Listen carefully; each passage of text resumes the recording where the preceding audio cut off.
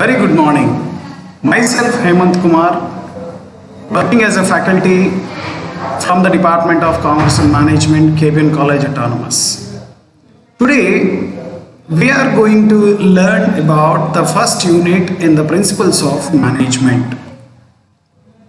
As you know very well, management is what the required element in every organization. Without management, we cannot run the organization. We cannot make the things happen in the organization. So that's why management is very important as far as organizational point of view as well as organizational functioning point of view. So today let us try to learn about the Unit-1 in the principles of management, that is Introduction to Management. In this particular unit, we are going to cover about the definitions of management. We have some characteristics relating to the management, and we have some important functions which are going to play a key role in the entire functioning of an organization. And we have 3 levels of our management, and moreover we have 14 principles. We have a renowned person called Henry Fayol. He is called as the father of modern management. He has given us general 14 principles which is very required, which is very much needed in the organizational context. So those 14 principles are going to play a key role. From 1927 till now, those 14 principles are available, and most of the today's organizations, they are utilizing these 14 principles.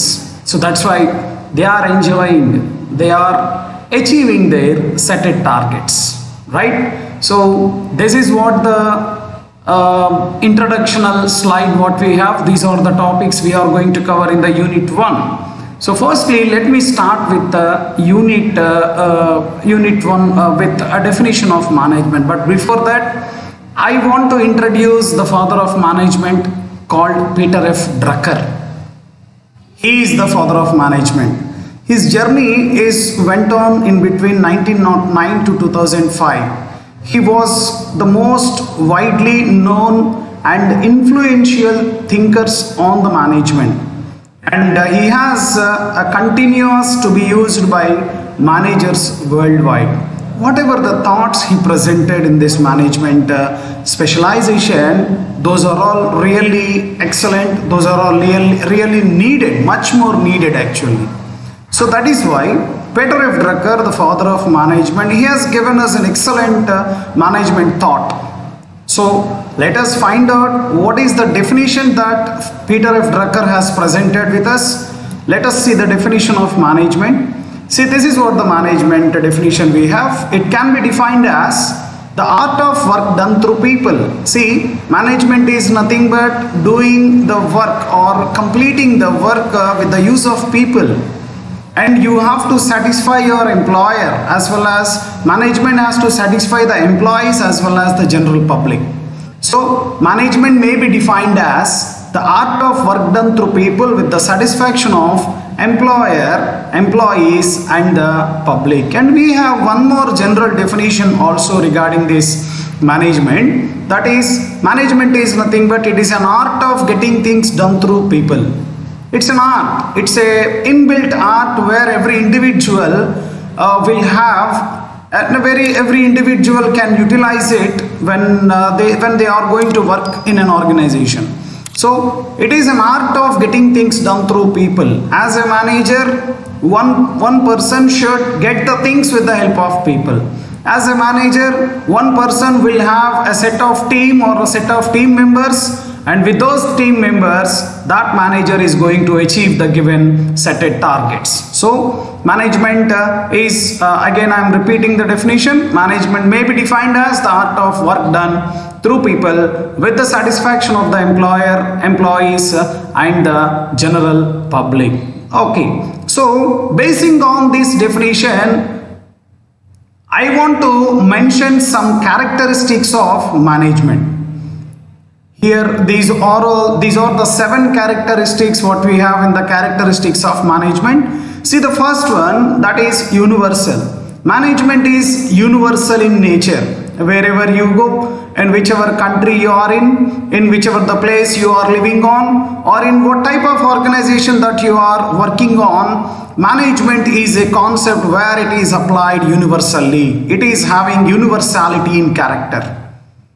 Okay, so that is what the first characteristic feature what we have. And the second one comes to, the second one is goal oriented. Management is a goal oriented concept, and of course whoever the manager is leading the department, or whoever the manager taking care of the different activities, who are whatever the activities are going on in the organizational context, in each and every activity there is a goals, there are some goals that has to be achieved. So with the use of management, with the application of management, we can make the things happen, we can achieve the goals without having any doubt. So that is why management is a goal oriented concept. If we can use a concept called management, if you can apply a concept called management, and it is very easy to achieve the set goals or given goals, right? That is what the second characteristic we have. And coming to the third one, that is continuous process. Yes, management is a continuous process. It is a never-ending concept. There is no stop for this management. So we have different levels of management in the organizational context, and each and every level is going to utilize this management concept at every point of time. 24/7, 365 days in a year, every organization or every person or every department or every specialization have to make use of this management concept. So that's why round the clock this management concept is in an active mode. That is why management is a continuous process. See, when you are doing production, or when you are managing human resources, when you are trying to manage your financial resources, or when you are purchasing raw materials, or when you are going for production process, or when you are going for marketing process, every point of time, at every stage, at every element, this particular management is very much needed. That is why it is a continuous process. It is a never-ending process. And moreover, the coming, that is, management is multi-dimensional. Management is multi-dimensional. Yeah, management is a multi-dimensional activity. It is management is a concept where it involves different dimensions, where management is going to manage the behavior of an employee, management is going to adjust the personality of an employee, management is going to make use of the available resources. So in that way we can say that management is multi-dimensional in nature. And moreover, I can add you one more point here. Why management is multi-dimensional? Because management is a subject matter where it has got acquired a knowledge from different specializations, like from economics, some subject matter has been brought into management concept, and even some psychological aspects are coming into active when we talk about this management, and some organizational behavioral related problems also comes into picture when we talk about this management. So but there are different disciplines who are contributing some subject, some topics into this management. That is why management is a multi-dimensional. And coming to the next point, that is group activity. Yes, management is, of course, management can be applied when you are as an individual. At the same time, we can apply this management concept as a group activity. Management is a group activity. When you are planning for something, when you are planning for production, you need to make sure that the management should be applied among the group members. And you have to make all the group members to get the required things happen. So in that way, management is a group activity, and management is a dynamic function. Yes, management is a dynamic function, because whatever the activity that we want to do, or whatever the activity we want to implement in the organizational scenario, every time we need to make use of a concept called management. You need to, if you want to make things happen, if you want to achieve the set targets, if you want to achieve the given goals or objectives of your industry, every time you need to apply a management concept. That is why management is a dynamic function. Management is dynamic function. Whatever the activity it is, wherever the place it is, whatever the kind of environment that an employee is living on, every time management is applied. So that's why management is a dynamic function. And finally, it is an intangible force. Yes, you cannot see the management, you cannot touch it, you cannot, of course, you can feel the management concept, but you cannot see tangibly. You cannot see physically. That is why management is an intangible force which can make the things happen, and moreover which can activate the employees at organizational context, and which can helps the organization to achieve its goals and objectives. So here the piteous thing here is management is completely intangible in nature. It is not tangible. It is not seen, or it is not touched, or it is not been tested. But you can feel it. You can see the results. Whatever the results are coming on when the management is being applied. So these are all some of the characteristics of management. So what we have in this particular management specialization. And now let us talk about the functions of management. See, totally there are 6 major functions of management. See, every organization nowadays, since many days or since many years, even till now, and even in the future also, if any organization wants to achieve its goals, if any organization wants to maximize its profits, if any organization wants to make use of the available resources properly, we need to implement these 6 functions for at any cost. We need to apply these 6 functions for sure. See, these are all the 6 functions we have regarding this management. So without these functions, now we have, if you can take example, we have Infosys, we have Tech Mahindra, we have HCL, and all the techie companies, like all the technological based companies, why they are seeing that much of success, why they are observing that much of maximization, that much of profit maximization, because they are applying these 6 functions in a most effective and tremendous manner. Okay, so let us try to learn about the functions of management. First one, that is planning. See, planning is nothing but planning can be defined as estimating about the future course of action. When you want to do anything, when you are going to design something, or when you are going to plan for something, when you are going for any future action, you need to do plan.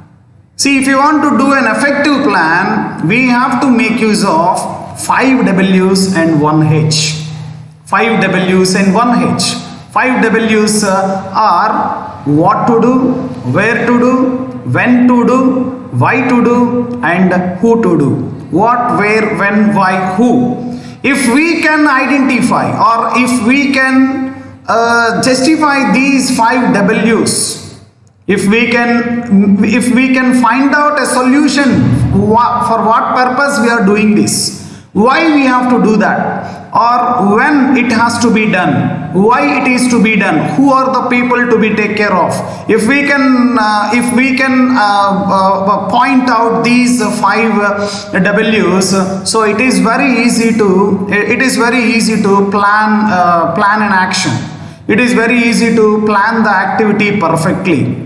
So we have to apply 5 W's for sure if you want to have an effective plan. And even how to do is also one of the element which is available under this planning. And when it comes to the second function, that is organizing. Organizing is nothing but rearranging the activities to be executed.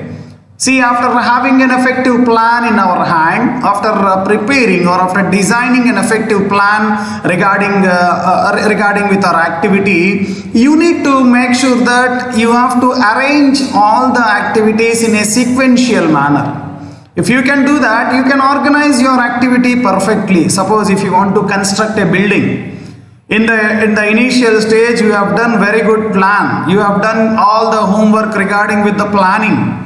And after planning, you have to make sure that what are all the resources required and what kind of machineries are needed, how much manpower is required, how much capital has to be invested in constructing that building. You have to organize all these activities in a sequential order. If you can do that, you can complete the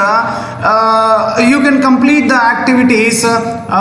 You can complete the activities for sure in a systematical manner. So that is what the point where organizing takes place in the organizational context. And coming to the third function, that is staffing. Staffing is nothing but placing the right person in the right job at right time and at right place. Right person should be placed in the right job, right time and at right place or at a right kind of environment. So staffing is all about placing the people. Staffing is all about placing the people, selecting the right person, placing the right person at right job and at right time. So if we can do that, if we can go for a right staffing procedure, then it helps us to achieve the given targets smoothly and successfully. And when it comes to fourth one, that is directing. Fourth function what we have is directing, or you can also say it as leading. Okay, so under direction, every manager has to execute 4 roles. If you want to direct your team members, if you want to make your employees to get the given work done, you have to make sure that all your teammates should experience of about 4 roles. One is leadership. As a manager, sometimes you also have to be a leader.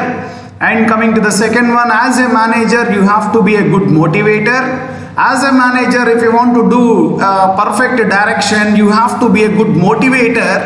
And in the directional phase, in the directing phase, as a manager, one should supervise the activities also in a perfect manner. So in that way it is possible to have effective directing function. And coming to the fifth one, that is controlling. Fifth one is controlling. See, if we think that we have done effective plan and we have done proper organizing process and we have done everything regarding with staffing and directing, it is very much needed to control everything. If you cannot control, you can observe some wastages among the relating to raw materials. You can observe, if you cannot control your teammates, some deviations may happen. So for this reason, and sometimes some human resources can be misutilized and some financial resources also can be misutilized. So that's the reason why you need to control the things and you need to make every activity under your control. So your controlling helps to maximize the output of an organization, maximize the profitability of the organization, and controlling helps you to keep your organization can be functioned in a smooth and successful manner. So that's why controlling is also one of the important element which is required under the functions of management. And finally, we have a function called coordinating. Yes, we need to, as a manager, we need to coordinate many things. We need to create a coordination between employee and employee. We need to bring coordination in between employer and employee. We need to bring coordination between department to department. We need to bring coordination between activity to activity. If we can bring all these coordinations, If we can implement all these, if we can see that this type of coordination is there in between all these things, obviously the management gets success. The management will prove it as a successful thing.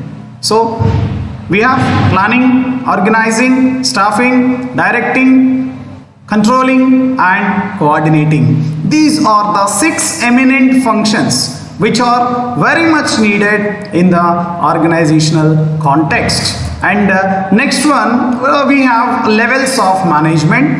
Normally every organization, irrespective of its size or irrespective of its type of business or irrespective of its nature of production what they are in, every organization should have 3 levels of management. That is, one is upper management, second one is middle level management, and the third one is lower level management. Upper level management, when we talk about upper level management, what normally these upper level management does is they create and introduce long-term goals, and even they can create products, and even they'll try to prepare some strategies to create some markets. And even there are the people who are there at upper level management is CEO, Chief Executive Officer, Chief Financial Officer, and even we have President, Vice Presidents, all these, the people who are there at preparing the people who are there in preparing the rules and regulations, the people who are active in framing the framework required to function the organization, all those people belongs to upper level management. Normally they create and even they can project the future goals of the organization. They will create the vision and mission. They will create long-term objectives as well as short-term objectives. And they are the policy makers. Upper level management, they are the policy makers. That is why we can call this upper level management as administration. And coming to the second one, that is middle level management. Under middle level management, all the departmental managers will be there, and every departmental managers, like we have marketing, finance, HR, sales, purchasing, security, all these departments will be headed by a persons called departmental managers. So all the departmental managers falls under middle level management. Normally they integrate the activities in between the upper level management and the lower level management. Middle level management people, they are acting as the bridge in between the upper level and lower level. Normally whatever the suggestions or whatever the orders or whatever the commands that upper level management has given, all those orders will be implemented by the middle level management with the help of lower level management. And coming to the lower level management, under lower level management we have foremen, superintendents, and we have shift managers, and even we have section in charges. All these people belongs to lower level management. So actually these are the very important core people which are required actually, because lower level management are the people who can take care of the activities by their own, right? Lower level management people are the policy implementers. Whatever the policies made by the upper level management, and whatever the policies that has been transferred from middle level management, all those policies will be implemented by lower level management. So these are the very commonly available 3 levels of management in every organization. And also we have 14 principles of management. We have got 14 principles. He has given us 14 principles actually. So 14 principles of management. So see, Henry Foyle has suggested, Henry Foyle, he is the father of management, and he has suggested us 14 principles. So under the 14 principles we have first one, that is division of work. Work should be divided. According to the Henry Fayol, work should be divided among the people. See, this is what the division of work. Divide the work accordingly. Henry Fayol believed that segmenting work in the workforce among the worker will enhance the quality of the product. Which means what he is suggesting all the modern managers is every modern manager has to divide the total work among the available candidates so that we can expect some specialization. We can see that all the employees can improve their productivity. All the employees, if we can do specialization or if we can divide the total work into different slots, we can see that the efficiency among the employees also gets increased. Accuracy also can be expected, and the workers can work very speedy. Okay, so this particular division of work will helps us to managerial as well as a technical work level. So this is what the first principle what we have. Coming to the second principle, authority and responsibility. Managerial authority. This principle talks about managerial authority. Normally there are two key aspects of management. One is authority as well as responsibility. As a manager, as a modern manager, one should accept the authority as well as responsibility. See, suppose if a manager is not accepting authority but accepting responsibility, he may not be an authoritative person. He may not be an authoritative manager. If in the same context, if a manager is just accepting authority but not feeling responsibility, then we can say that he is an irresponsible manager. So as a manager, one should accept both. One should accept both authority and responsibility will make them responsible for the work done under their guidance or leadership. And coming to the third one, that is discipline, staying disciplined. Henry Fayol is suggesting all the modern managers maintain discipline is essential to good management practice. Teams should work in an orderly and self-disciplined fashion and no waste time or money. As time is very much precious and money is very much needed to carry on the organizational activities, we need to make sure that we need to stay very disciplined manner. If we discipline in the sense one should respect others and we have to expect the same thing from others. So discipline is one of the very important element which helps us to keep the organization peaceful and to keep the organization in a smooth, to keep the organization functions in a smooth and successful manner. And unity of command, fourth principle what Henry Fayol is suggesting to the modern managers is single authority should be given. Single authority. One boss should give authority. One boss should possess authority. One boss should give commands to his teammates. No multiple commands should be received by the employees who are working at different levels. So every employee should receive should receive a command from a single boss. So if an employee has to follow more than one boss, there begins a conflict of interest and can create confusion. So that's the reason why one authority should act on, one command should be given to a team of members. And even single plan of action should be there, that is unity of direction.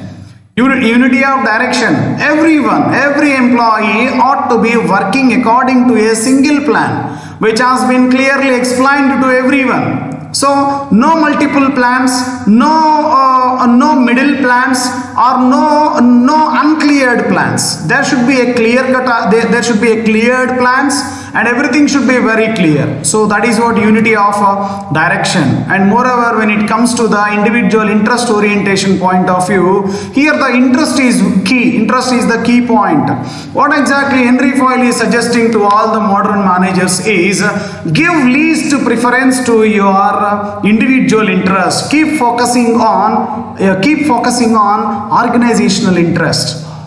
When you got associated with an organization, when you got a part and parcel in an organizational scenario, one individual should be there to work for the organizational objectives, rather keep on concentrating on individual interests. So keep an eye on the organizational interest rather individual interest. And coming to the seventh policy or seventh principle, Henry Foyle is suggesting every modern manager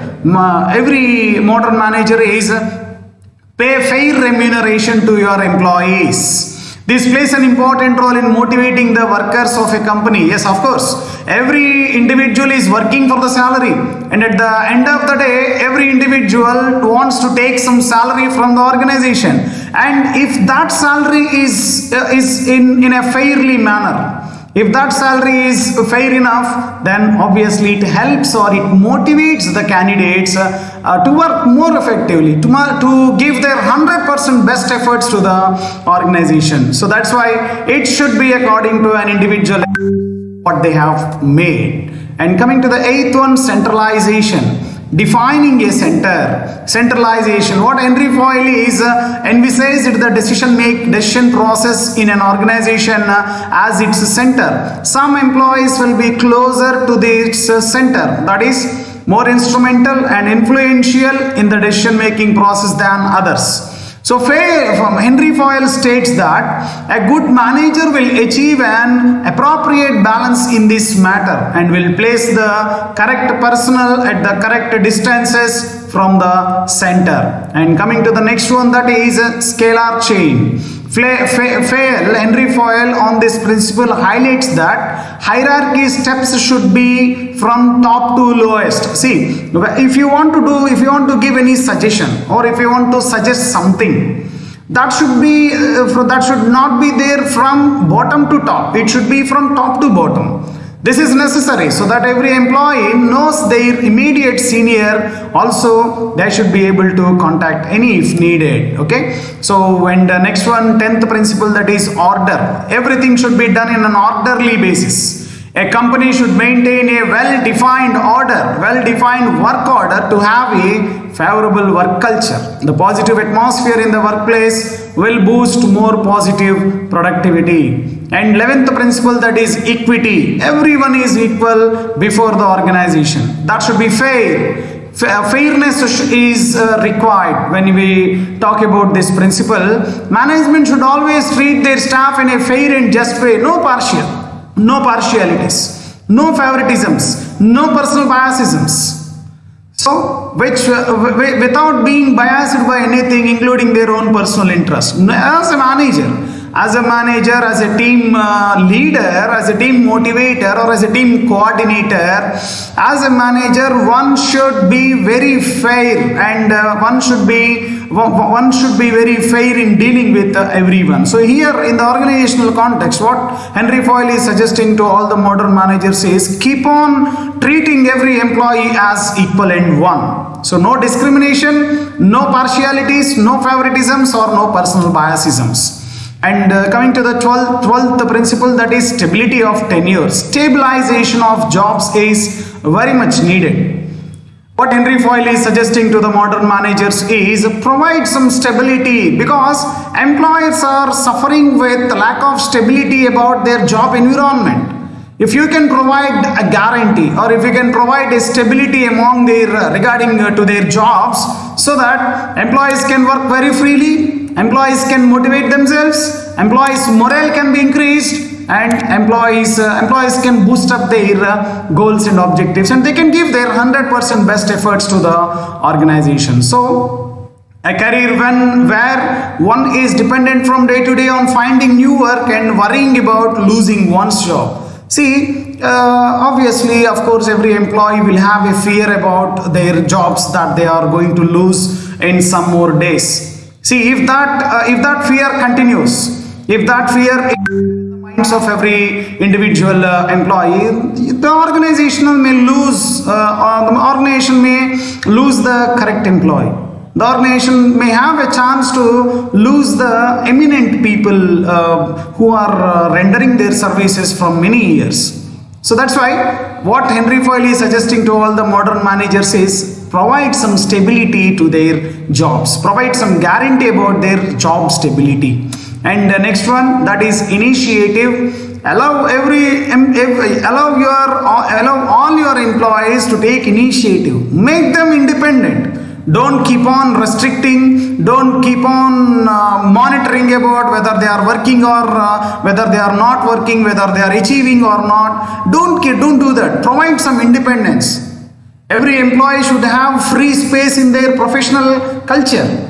So that professionalism, that free space should be there for every employee so that they can take initiative. So employees should be given a space to take their own initiative and be a little creative with their work too. After all, this is often how the greatest discoveries are made. Yes, of course, Peter F. Drucker has also done a lot of, he has taken a lot of initiative, and that makes him more creative to bring out this management thought. And even Henry Foyle, with his observations, with his experiences, with his lot of researches, he has identified all these principles. So that's the reason why we are all learning these 14 principles today. So what Henry Foyle is suggesting to all the modern managers is allow all your employees to take initiative and allow them to be independent. Okay, and coming to the last one, that is 14th principle, that is Esprit de Corps. Develop a team spirit among the employees. Develop a team spirit. As a manager, you should do all that they can to promote a sense of solidarity and team spirit among their staff, so that everyone feels a sense of unity. That is very important actually. If you can build a team spirit among all your employees, that may helps you to create a sense of unity. All the employees may feel that they are all one. No disparities are there, no discriminations are there. So that is what the sweetness of this 14th principle. So this is all about the 14 principles of management. So till now we learned about the definition of management, characteristics of management, 14 principles to management, and moreover levels of management. These are all the very prominent topics which we can cover in this particular video. So good managers need a variety of different skills in order to effectively operate in all of their various roles. Every manager have to be very thorough in implementing these 14 principles and all these 6 functions of management to make every level to be more productive, to take more productive decisions, so that organization can achieve its organizational goals and objectives. So managers are continuously having to deal with many organizational challenges.